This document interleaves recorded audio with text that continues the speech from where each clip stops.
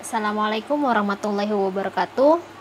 Kali ini kita akan membahas tentang deret volta, korosi, dan perlindungan katodik. Ya, di sini saya sudah menampilkan yang namanya deret volta. Deret volta itu adalah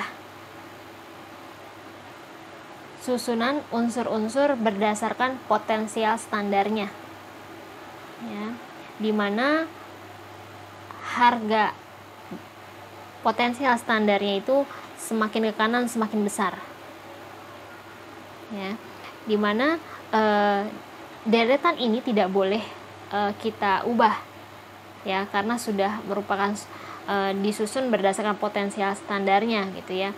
Dimana di sini ada H ini adalah sebagai pembanding, dimana H ini memiliki E0-nya besarannya 0, ya. Sementara semakin ke sana ini E0-nya semakin besar, ya, atau semakin positif. Dengan kata lain, kalau semakin positif berarti semakin mengalami reduksi. Atau sama juga ada yang bilang oksidator, ya, karena oksidator adalah yang mengalami reduksi, ya. Nah, semakin ke sana, ya, semakin ke sana maka harga E0-nya semakin kecil, ya. Berarti E0-nya itu menjadi semakin kecil, ya. Dengan kata lain, dia ini mengalami oksidasi atau reduktor. Oke, itu ya.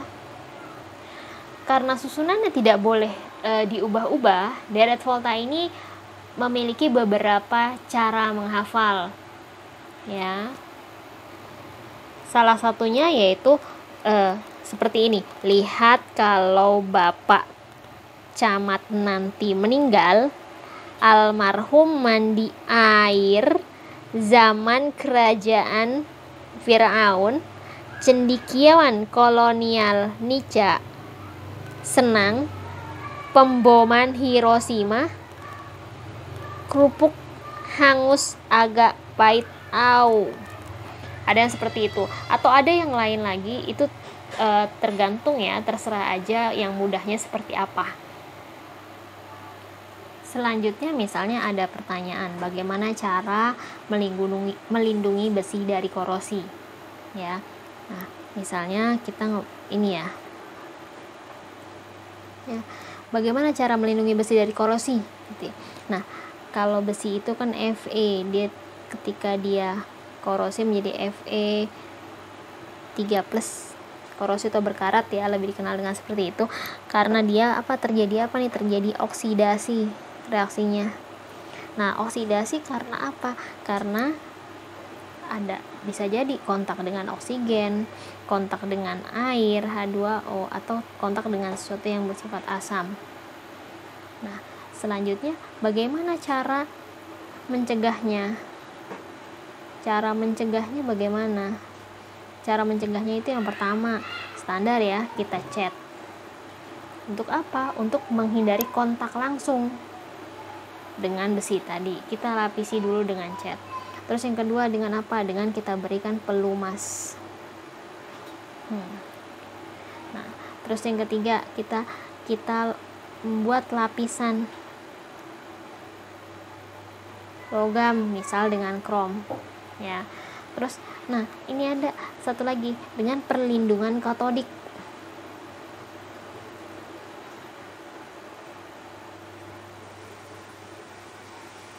Nah, perlindungan katodik itu apa sih?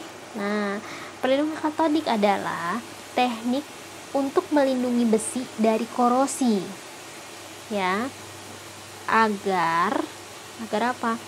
Agar tidak mengalami oksidasi.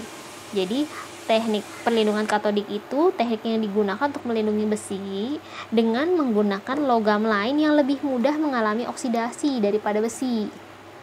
Seperti itu. Nah, terus gimana cara? Nah, kita kembali lagi ke sini. Kita misalnya gini, Nih, Fe di sini ya posisinya ya. Nah, misalnya kita lindungi Fe dengan Mg. Nih, Mg kan ada di sebelah kiri ya. Ya, berarti kalau dibandingkan Mg dengan Fe, maka Mg ini akan lebih mudah mengalami oksidasi dibandingkan Fe. Nah, tujuannya ketika ini ada besi nih, ya misalnya ada besi, ini kita lapisi, di sini kita lapisi sama Mg gitu ya. Nah, nanti ketika kontak langsung itu tidak langsung dengan besi, tapi dia bereaksi dulu dengan logam yang di luarnya. Nah, seperti itu. Itu adalah tujuan dari perlindungan katodik. Jadi dengan cara apa? Dengan cara menggunakan logam lain yang lebih mudah mengalami oksidasi. Berarti kalau di deret volta ditempelin logam yang berada di sebelah kiri dari Fe. Seperti itu. Kalau misalnya dengan sebelah kanan ya nggak bisa, pasti Fe yang teroksidasi.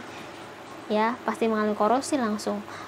Nah, makanya solusinya adalah dengan logam yang berada di sebelah kiri. Karena logam yang ada di sebelah kiri akan mengalami oksidasi dulu. Gitu. Oke, demikian. Terima kasih. Assalamualaikum warahmatullahi wabarakatuh.